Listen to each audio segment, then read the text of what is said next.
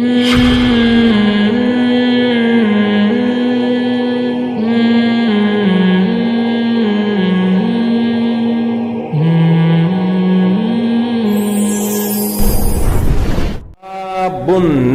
فی عبادت اللہ عز وجل، وہ نوجوان، شاب کا لفظ کسے پتہ ہے عربی میں کسے کہتے ہیں؟ 15 سال سے لے کر 30 سال۔ علامہ ابن حجر رحمہ اللہ تعالی لکھتے ہیں شباب کی عمر 15 سال سے شروع ہوتی ہے اور 30 سال تک زمانہ شباب کا چلتا ہے۔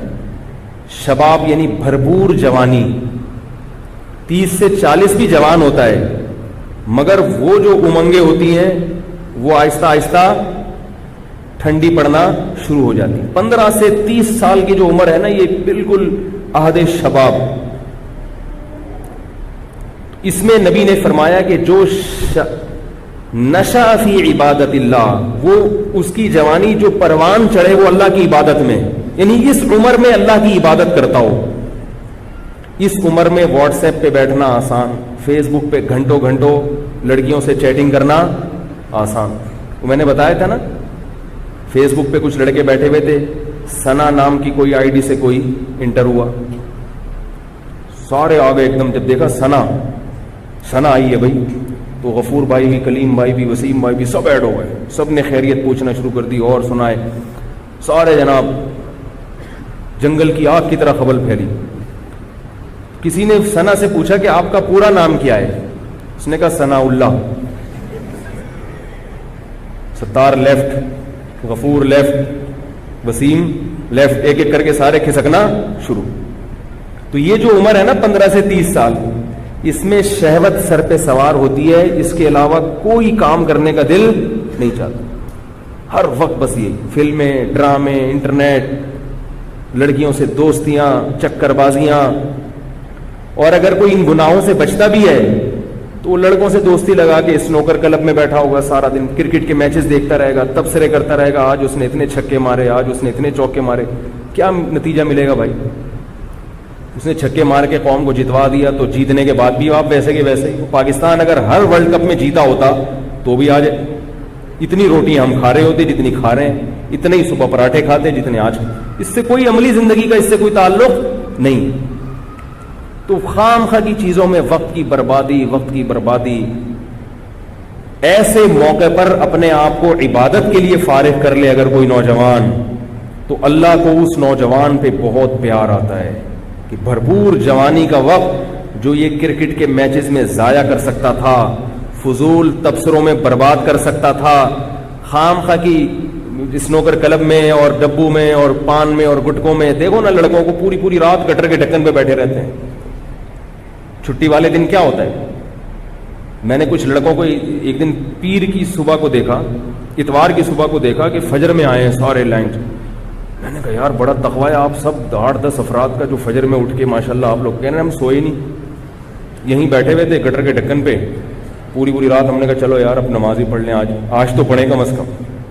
پوری رات بیٹھ کے وقت ضائع، باتیں، اس عمر میں بڑا مزہ آتا ہے۔ تو اس عمر میں اگر کوئی اللہ کی عبادت میں وقت گزار لے تو ظاہر ہے اللہ اس کو زیادہ نوازتے ہیں۔ اور یہ بات یاد رکھو، جس نے ابتدائے جوانی میں قربانی دے دی دین کے لیے، کوئی گناہ چھوڑ دیا، بڑا گناہ، کسی سے عشق ہو گیا، اللہ کی خاطر اس معشوق سے تعلق کو ختم کر دیا، کوئی لت پڑ گئی بیہودہ فلمیں دیکھنے کی، یا اور کوئی غلط ایکٹیویٹیز میں پڑ گیا، خواہشات نفسانیہ کا غلام بن گیا، زنا میں پڑ گیا، اس عمر میں اگر اس نے توبہ کر لی اور توبہ پر قائم رہا، تو ابتدائی عمر میں جو توبہ کرتا ہے صرف آخرت کا فائدہ نہیں ہوتا، اللہ اس کو دنیا میں بھی بہت نوازتے ہیں اور اس کو مقتدا اور رہبر بناتے ہیں۔ جو نوجوان ابتدائی جوانی میں توبہ کرے گا، توبہ تو 99 سال میں بھی مقبول ہے، مگر 99 سال میں توبہ کرو گے اپنی ذات کو فائدہ ہوگا، بس دین کا کام نہیں لیں گے اللہ۔ ابتدائی جوانی میں گناہ چھوڑ دیے، اللہ مقتدا اور رہبر بنا دیتے ہیں۔ اس زمانے میں یہ ہمارا مشاہدہ تجربہ ہے، اللہ اس کو مقتدا اور رہبر بنا دیتے ہیں، خاندان میں عزت عطا فرما دیتے ہیں، اس سے کام لیتے ہیں اللہ تعالیٰ بہت۔ تو اس لیے جوانی کی ابتدا میں ہی یو ٹرن لے لو، اس امید پہ توبہ کو مؤخر مت کرو کہ یار جب 40 کے ہو جائیں گے، جب 50 کے ہو جائیں گے، جب 60 کے ہو جائیں گے تب توبہ کریں گے. یہ حماقت اور بیوقوفی ہے. ابھی فائدہ ہے، اللہ عرش کے سائے میں جگہ دیں گے. اور اس لیے بھی کہ یہ بات خوب یاد رکھیں اچھی طرح کہ ابتدائے جوانی میں جیسے گناہ کا جوش بہت زیادہ ہوتا ہے، توبہ کا جذبہ بھی بہت زیادہ ہوتا ہے. میں اس کی ایک مثال دیتا ہوں، نئی گاڑی کی اور پرانی گاڑی کی. دیکھو نئی گاڑی کا ایکسلریٹر کتنا زبردست ہوتا ہے نا. ذرا سا پاؤں آپ نے ایکسلریٹر پہ رکھا اور گاڑی زو کر کے بھاگی. نہیں آ رہی سمجھ میں میرا خیال ہے. او بھائی کبھی نئی گاڑی تو چلایا ہے؟ بیٹھے ہو کبھی؟ رینٹ پہ لے کر آؤ اور ایک دفعہ ٹرائی کر کے دیکھو. اس کے ایکسلریٹر پہ آپ ذرا سا پاؤں رکھو گے گاڑی زو کر کے اٹھتی ہے کہ نہیں اٹھتی؟ لیکن بریکیں بھی اسی حساب سے مضبوط. بریک پہ ذرا سا اشارہ کیا وہیں جام ہو جاتی ہے. جتنی بھاگنے کی اسپیڈ ہے نا اس کی، رکنے کی رفتار بھی اسی حساب سے. نئی گاڑی کے بریک شو اتنے مضبوط ہوتے ہیں کہ آپ نے اگر بریک پر مکمل پاؤں رکھا گاڑی قلاوازیاں کھا کے گر جائے گی مگر وہیں اسٹاپ ہو جائے گی، وہیں رک جائے گی. وہ جوان آدمی کی مثال بالکل ایسے ہے. اس کے دل میں گناہوں کی جو امنگیں ہوتی ہیں، بدنظری کا دل چاہتا ہے، اس کا کوئی عورت جا رہی ہے دل چاہے گا اب جا کے پکڑ لوں اس کو. میں اسی کے ساتھ رکشے میں بیٹھ کے ایڈریس بتاتے بتاتے گھر تک پہنچ جاتے ہیں اسے. یہ جوان آدمی کی امنگیں ہوتی ہیں. کوئی بےہودہ سین نظر آئے گا فیس بک پہ، انٹرنیٹ پر، دل چاہے گا فلم دیکھوں پوری میں. جوش ایسا ہوتا ہے اس کے اندر، بہت مشکل ہے نظر کی حفاظت. لیکن جتنا اس کے اندر جوش ہے نا، اگر وہ اس خواہش کی مخالفت کرنا چاہے تو اس کی بریکیں بھی اتنی مضبوط ہوتی ہیں. میں نہیں کہہ رہا، یہ بڑے بڑے علماء نے، بزرگوں نے لکھا ہے. لو ان لی، پھر کہنے لگے ہا اولائی بناتی، یہ میری قوم کی بیٹیاں ہیں. ان کنتم فاعلین، تمہیں اگر خواہش پوری کرنی ہے ان سے شادی کرو. اس زمانے میں 4 سے بھی زیادہ شادیوں کی اجازت تھی، تو بھئی شادیاں کرو نا ان سے. یہ ہے نا عورتیں، ان کو کیوں چھوڑا ہوا ہے؟ قوم جواب میں کیا کہتی ہے؟ ما لنا فی بناتک من حق، ہمیں نکاح میں دلچسپی بولو نا نہیں ہے. خدا کی قسم یہی سوچ آج ہماری قوم کی ہے. خانقاہوں میں مراقبے کروائیں گے، محاسبے کروائیں گے، مدرسوں میں پڑھائیں گے، یونیورسٹیوں میں پڑھائیں گے. جب اس کے دماغ پہ شہوت چڑھے گی اس کو شادی کا مشورہ نہیں دیں گے. اس کو کہیں گے محاسبہ کرو، مراقبہ کرو، فلاں بزرگ کا بیان سنو، تبلیغ میں چلہ لگاؤ، 4 مہینے لگاؤ. خدا کی قسم لا الہ الا اللہ، یہ وہ سوچ ہے جو قوم لوط کی سوچ تھی. یہ مسلمانوں کی سوچ نہیں ہو سکتی. حرام شہوت سے بچنے کا راستہ اللہ نے شادی میں رکھا ہے، محاسبوں مراقبوں میں نہیں رکھا. نکال دو اس قرآن کو اپنے گھر سے باہر. اتنا میں معاشرے کے خلاف اس چیز میں لڑ کے خود تھک گیا ہوں کہ میں کبھی سوچتا ہوں یا تو میں پاگل ہو گیا ہوں یا یہ سارے لوگ پاگل ہو گئے. ایک خاتون کا میرے پاس فون آیا، میں بیوہ ہو گئی ہوں، میرے سے اپنی خواہش برداشت نہیں ہو رہی، زنا کا خطرہ ہوتا ہے، تو میں ایک کم درجے کا گناہ کر کے اپنی خواہش کو پوری کر لیتی ہوں. میں نے کہا حرام ہے، آپ نکاح کریں. مجھ سے کوئی نکاح کے لیے تیار نہیں ہے. میں نے کہا آپ اپنے حقوق سے دستبردار ہو کر کسی سے نکاح کر لیں کہ بھئی مجھے صرف اپنی اس حلال خواہش کے لیے کسی مرد سے نکاح کرنا ہے، میں اپنے آپ کو گناہ سے بچانا چاہتی ہوں، میں اپنے حقوق چھوڑنے کے لیے تیار ہوں. میں نے کہا کر لے گا نکاح، کیونکہ اللہ نے عورت کی خواہش کے لیے مرد کو بنایا اور مرد کے لیے عورت کو. اس کے علاوہ کوئی راستہ اسلام میں حلال نہیں ہے. اور اس مرد سے بھی قیامت کے دن سوال ہوگا جو اتنی بیوہ اور اس جیسی لاکھوں عورتیں بیٹھی ہوئی ہیں، حرام طریقے سے خواہشات پوری کر رہی ہیں، اور جب اس کمبخت سے کہا جاتا ہے کہ تو نکاح کر لے تو کہتے ہیں مجھ میں نکاح کی طاقت نہیں ہے. جبکہ انٹرنیٹ پر روزانہ ننگی فلمیں دیکھ رہا ہوگا، اتنی شہوت ہے، روزانہ اور طریقوں سے اپنی حرام خواہشات پوری کر رہا ہوگا، اور بڑے بڑے قوم میں کارنامے سر انجام دے رہا ہوگا جن کے لیے اچھا خاصلہ حوصلہ چاہیے. لیکن جہاں کسی عورت کو عفت اور پاک دامنی والی زندگی میسر کرنے کی بات آتی ہے، نکاح کی بات آتی ہے، یہ بکری بن کے بیٹھ جاتا ہے، کہتا ہے میرے اندر قوم سے لڑنے کی، رشتہ داروں سے لڑنے کی طاقت نہیں ہے. ویسے اس کو بولو نا وہاں جا کے بم رکھ کے آؤ تو رکھ کے آ جائے گا. اس کو بولو نا یہ فتح کر لو مارے کا، یہ کر کے آ جائے گا. تو بھائی یہ طریقہ نہیں ہے. اللہ نے سورہ نور میں نظروں کی حفاظت کا حکم دیا اور اگلی آیت میں اللہ نے نکاح کا حکم دیا ہے, آلٹرنیٹ فوراً بتایا ہے. تو اللہ نے صرف اور صرف مرد عورت کو ایک دوسرے کے لیے پیدا کیا ہے, اور ہن لباس لکم وانتم لباس لہن. فرمایا عورت تمہارے عیب پہ پردہ ڈالے گی اور تم اس کے عیب پہ. شہوت اللہ نے دونوں میں رکھی ہے. جو یہ کہتا ہے نا نہیں ہے, خدا کی قسم جھوٹ بولتا ہے, وہ جھوٹ بولتا ہے. وہ کوئی کہتا ہے وہ اتنی نیک عورت ہے اس میں شہوت نہیں ہے, خدا کی قسم جھوٹ بول رہا ہے. جیسے بھوک لگنے کا تعلق آپ کے نیک ہونے یا نہ ہونے سے نہیں ہے, تو سیکچوئل ڈیزائرز جو ہیں اس کا کسی کے نیک یا برے ہونے سے تعلق نہیں ہے. اتنی یہ کامن سینس کی بات ہے, یہ سمجھ میں نہیں آ رہی بھائی. اتنی کامن سینس کی باتیں ہیں, اس میں کون سی میں ایسی باتیں کر رہا ہوں جو سمجھ میں نہ آئے, اس پہ میرے اوپر الزام لگتے ہیں, پتہ نہیں کیا سکھا رہے ہیں لوگوں کو.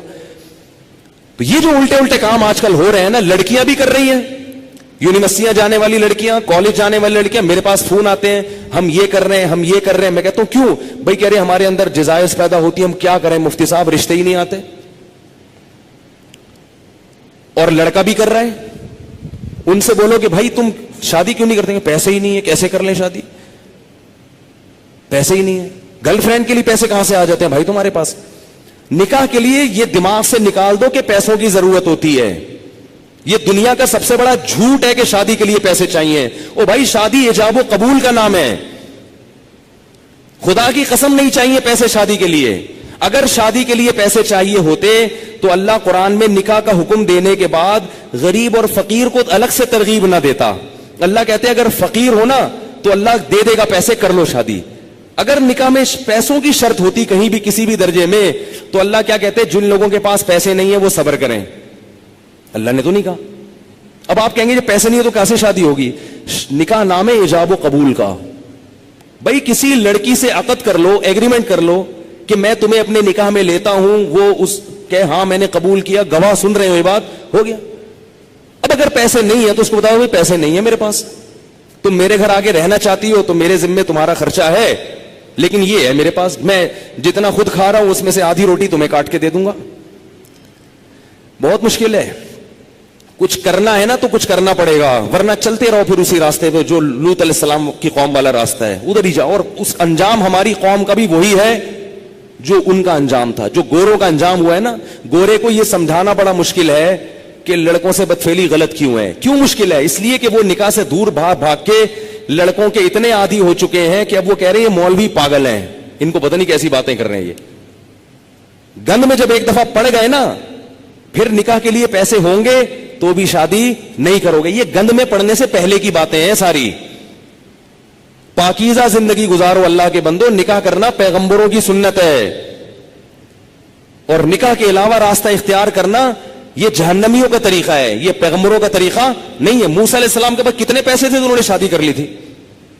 کچھ بھی تو نہیں تھا. لڑکی کے باپ نے کہا 10 سال بکریاں چراؤ گے؟ انہوں نے کہا قبول ہے, چراؤں گا. انہوں نے کہا شادی تو ہو, چلو 10 سال بکریاں چلائیں گے, شادی تو ہو. ہمارے نبی کے پاس کتنے پیسے تھے جو انہوں نے 9 بیویاں رکھی ہیں, 11 شادیاں کی ہیں. ہمارے نبی کے پاس تو کچھ بھی نہیں تھا. بخاری میں حدیث ہے کہ ایک شخص آیا, لوہے کی ایک انگوٹھی نہیں ہے, نبی نے اس کا بھی نکاح کرایا, ان کی بھی شادی کرائی. تو بھائی جو کھا رہے ہو آدھی روٹی کس کو دے دینا؟ بیوی کو. بولے بھائی میں ابھی تو یہی کر سکتا ہوں, اگر مزے سے رہنا چاہے ٹھیک ہے, جانا چاہے بولو ٹھیک ہے طلاق لے لو, میں پھر کہیں اور کرتا ہوں. مل جائیں گی آپ کو انشاءاللہ, کرنا ہی نہیں چاہتے ہو. اور عورت کو بھی شوہر مل جائے گا. اور اگر اس لڑکی کو خرچہ نہیں مل رہا شوہر کی طرف سے, تو کم از کم اس کی سیکچوئل ڈیزائرز تو پوری ہوں گی نا حلال طریقے سے, یہ ضرورت تو پوری ہو جائے گی نا. بھائی نکاح کر لے کہ بھائی مجھ میں بھی یہ خواہش ہے, میں حرام سے بچنا چاہتی ہوں, نکاح کر لیا مرد نے, اب کم از کم ان کو میاں بیوی کو ایک اپنی خواہش پوری کرنے کے لیے لباس تو مل جائے گا, ادھر ادھر منہ تو کالا نہیں کریں گے.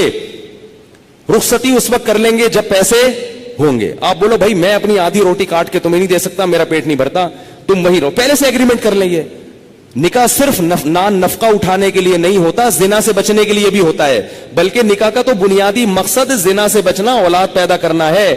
یہ ذمہ داریاں تو اللہ نے ایک نظام کو چلانے کے لیے مرد کے کندھوں پہ ڈال دی ہیں, ورنہ نکاح کا بنیادی مقصد یہ نہیں ہے. اگر یہ مقصد ہوتا تو محمد صلی اللہ علیہ وسلم حضرت خدیجہ سے شادی نہ کرتے, کیونکہ حضرت خدیجہ کے پاس پیسے تھے, ہمارے نبی کے پاس پیسے نہیں تھے.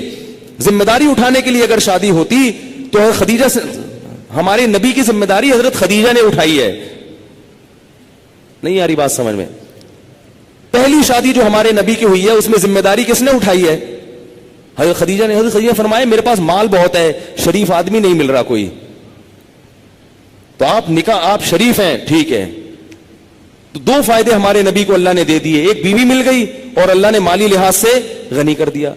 تو باقی سب چیزیں بعد میں ہیں. سب سے پہلے اپنے آپ کو حرام کام سے بچنے کے لیے نکاح کرو. تم گناہوں میں پڑو گے, تمہارے ماں باپ کو اس پہ تکلیف نہیں ہوگی. آج کل نہیں ہوتی ماں باپ کو تکلیف, وہ کہتے ہیں زنا کرتا رہے, کچھ بھی کرتا رہے, بہو گھر میں آئی تو ٹانگیں توڑ کے نکال دیں گے, کیونکہ یہ بہو ہماری جائیدادیں کھا جائے گی, یہ ہمارے پراٹھے کھا جائے گی, اب 1 انڈا پک رہا ہے 2 انڈے پکیں گے. وہ یہی سوچتے رہتے ہیں. اتنا چھوٹا دل. ابے بھائی اللہ نے جس نے تمہیں کھلا لیا یار, اگر بہو ایک گھر میں آ گئی 2 روٹی زیادہ پک جائے گی نا, اور کیا ہوگا, 2 روٹی زیادہ پک جائے گی. اللہ نے ایک دوسرے کے لیے پیدا کیا ہے اور بالغ ہوتے ہی یہ خواہش رکھ دی ہے. رکھنا اس کی علامت ہے کہ ہم ان دونوں کو نکاح کی ضرورت ہے. گوروں کے ہاں نکاح پر پابندی ہے, تو 13 سال کی لڑکیوں کے بوائے فرینڈ پھر کیوں ہوتے ہیں؟ اس لیے کہ ان میں یہ ڈیزائرز پیدا ہو چکی ہوتی ہیں. تو لوط علیہ السلام قوم کو کہتے کہتے تھک گئے کہ شادی شادی شادی شادی. وہ یہ نہیں کہہ رہے کہ میں نے خانقاہ کھولی, اس میں مراقبہ کرواؤں گا, تمہیں محاسبہ کرواؤں گا, چلہ کرواؤں گا, اور پھر بزرگوں کے بیانات سنو گے تو تمہارے دل سے یہ نفرت نکل جائے گی. یہ نہیں کہہ رہی لوط علیہ السلام. یہ 4 مہینے لگواؤں گا تبلیغ میں تم سب کے. ایسا آدمی 4 مہینے کے لیے نکلے گا نا, وہاں لوگوں کو خراب کر دے گا. یہ جو شہوت پرست آدمی ہے نا, جس کو حلال خواہش پوری نہیں ہو رہی, یہ تبلیغ کا ماحول جا کے کیا کرے گا؟ اس کو مدرسے میں چھوڑو گے, مدرسے کے طلبہ کو بگاڑ دے گا. اس کو بچوں کا استاذ بناؤ گے, قاری بناؤ گے, بچوں کو پیل دے گا. یہ اللہ معاف فرمائے, میں بہت برے الفاظ استعمال کروں, لیکن ہو رہا ہے یہ سب کچھ, بچوں کو خراب کر دے گا. یہ میں تو کہتا ہوں مدرسوں میں ایسے قاری کو رکھا نہ جائے جو شادی شدہ نہ ہو. رکھا کتنا ہی ایسے پیر اور مرشد سے بیعت نہ ہو جو شادی شدہ نہ ہو. بیعت ہوگے نا, شیطان اس کو تمہارے خلاف, اگر کوئی نیک خوبصورت مرید جا کے بیعت ہو گیا نا تو شیخ کا اس پہ دل آ جاتا ہے. بھائی اللہ نے نظام نہیں رکھا نا. ایک چیز, آپ کو بھوک لگ رہی ہو, کھانے کو روٹی نہیں ملے گی, تو جو تھوڑے دن تک برداشت کرو گے, پھر کچرے سے گند نکال کے کھانا شروع کر دو گے. کب تک برداشت کرے گا؟ تو جب مرد اور عورت کی خواہش پوری نہیں ہوتی, نتیجہ کیا نکلتا ہے؟ وہ گند کی طرف جانا شروع. اور ایک وقت تک تو واپسی کا چانس ہوتا ہے, کچھ وقت کے بعد پھر پیسے آ جائیں گے نا, کروڑوں روپے بھی, پھر بھی واپسی کا چانس. تبھی نکاح کے بعد بھی گندگی میں پڑے رہتے ہیں ایسے لوگ. دیر سے جن کی شادیاں ہوتی ہیں نا, شادی کر کے بھی گناہ نہیں چھوڑتے ہو. تو لوط علیہ السلام نے کیا کہا اپنی قوم کو کہ یہ عورتوں سے نکاح کیوں نہیں کر رہے؟ قوم جواب میں کہہ رہی ہے ما لنا فی بناتک من حق, ہمیں عورت سے نکاح میں دلچسپی ختم نہیں ہے. اس سے پتا چلا کہ گناہوں میں جب پڑو گے تو حلال کی لذت بولو نا ختم ہو جائے گی, ختم ہو جائے گی. اور یہی ہو رہا ہے ہمارے معاشرے. بیویاں گھر میں بیٹھی ہوئی ہیں اور منہ کالے ہو رہے ہیں باہر جا کے. عورتوں کے اپنی زوجاؤں کو وقت ہی نہیں دیتے, محبت ہی ختم ہو گئی, کیونکہ اتنی گرل فرینڈ ہیں اسے منہ کالے کرا لی ہیں, اتنی عورتوں سے منہ کالا کرنے کی عادت پڑ چکی ہے, شادی سے پہلے پڑ چکی ہوتی ہے. آج کل جو شادی کے بعد کیسز آ رہے ہیں نا, وہ پتہ ہے کیا آ رہے ہیں؟ شادی ہوئی تو پتا چلا میرے میاں کی اتنی پہلے سے فرینڈز ہیں, اب چند دن تو بیوی کی طرف رغبت تھی, اس کے بعد وہ پرانی والی فرینڈز وہی شروع ہو گئے. عورت پہ کیا گزرتی ہے, عورت سب کچھ برداشت کر لیتی ہے, مگر مرد کی بد کرداری عورت سے برداشت نہیں ہوتی. اس کو یہی نہیں پتا کہ کل کس عورت کے ساتھ دوستی لگائے گا, پرسوں کی. گھر تو ایسے گھر تھوڑی چل سکتا ہے. ایک عورت کی کال ہوتی نا جو ایسے اپنے غم بتاتی ہے, تو میں آپ کو بتاتا, درجنوں عورتیں ہیں. نتیجہ کیا نکلتا ہے کہ ان لڑکوں کو شادی سے پہلے لڑکیوں سے دوستیوں کی عادت پڑ چکی ہوتی ہے, وہ چسکے لے لیے ہوتے ہیں. اب شادی کے بعد پھر وہ کہتے ہیں یار ایک بیوی یہ کیا ہے, یہ درجنوں لڑکیاں, درجنوں لڑکیاں. پہلے ہی سے جب بچہ بالغ ہو تو والدین کو اللہ کا واسطہ دے کے کہتا ہوں اپنے بیٹوں کی بیٹیوں کی فکر کرو. بچہ بالغ ہو, برائیوں میں پڑنے سے پہلے اسے اس کو گھر بار پہ لگا دو. اتنا نیک شریف نکلے گا, دیکھو آپ دعائیں دو گے مجھے, ایسا پیارا بچہ نکلے گا آپ کا, تھوڑے دن میں اس کی اولاد ہو جائے گی, میاں بیوی بچہ, وہ اسی میں مشغول ہو جائیں گے. اس کے کیونکہ اللہ نے انسان کے دل میں فطری طور پر گناہ سے نفرت رکھی ہے. جب اس کی حلال طریقے سے تسکین ہو جائے گی تو فطری طور پر اس کا طبیعت جائے گی نہیں گناہ کی طرف. میرے جو بزرگ ہیں, میرے مشائخ ہیں, 13 14 سال کی عمر میں ان کی شادیاں ہوئی تھیں. ایسی پاکیزہ زندگی انہوں نے گزاری ہے. میرے جو بزرگ ہیں میں ان کی بات کر رہا ہوں, 13 سال 14 سال میں ان کی شادیاں ہوئی ہیں, ایسے پاکیزہ زندگی. تو میڈیا تمہیں جہنم کی آگ کی طرف لے کے جائے گا. تو اللہ نے وہ لوط علیہ السلام نے کیا کہا کہ نکاح کرو, انہوں نے کہا ہمیں عورتوں سے نکاح میں رغبت نہیں ہے. اب لوط علیہ السلام کے الفاظ سنیں, لو ان لی بکم قوتا او آوی الی رکن شدید, میں اس قوم میں اکیلا ہوں, کاش میرے بازوؤں میں طاقت ہوتی, میں تم سے لڑتا, کاش میری قوم میرا ساتھ دیتی, میں لڑائی کرتا, میں لڑتا, جہاد کرتا, تمہارے خلاف تلوار چلاتا, کوئی قبیلہ ہوتا نا تو میں لڑتا اس کے خلاف. وَيَزِيقُ, تو میں ذاق بہم صدرن, اللہ کہتا ہے لوط علیہ السلام کا سینہ ایسے گھٹ رہا تھا تنگی سے, اتنے پریشان تھے, اتنے پریشان, یہ کیا ہو رہا ہے.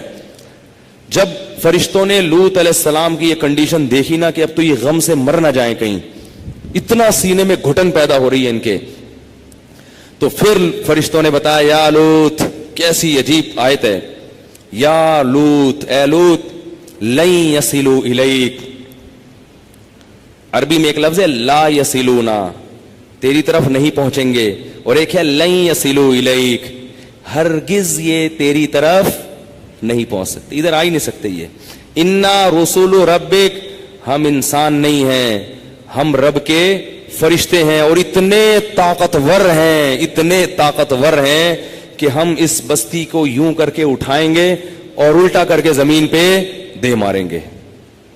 اتنی طاقت اللہ نے ہمارے بازوؤں میں رکھی ہے. یہ کیا سمجھ رہے ہیں؟ اس سے پتا چلتا ہے کہ جب کسی قوم پر بہت بڑا عذاب آنے والا ہوتا ہے تو گناہ اس کے لیے بہت آسان ہو جاتا ہے. وہ قوم کہتی تھی ہم تو پتہ نہیں کہاں کہاں جاتے تھے خوبصورت لڑکوں کو تلاش کرنے, آج تو گھر میں انتظام ہو گیا. ان کو یہ نہیں پتا تھا کہ یہ وہ لڈو ہے جس میں زہر رکھ کے کھلایا جا رہا ہے تمہیں.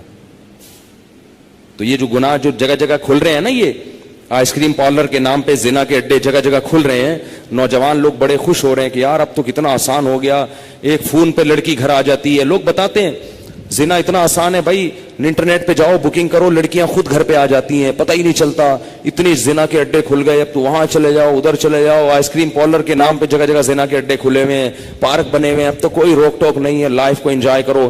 یہ انجوائے کرنے کے لیے نہیں ہے, یہ خزاں ہے جو بانداز بہار آئی ہے.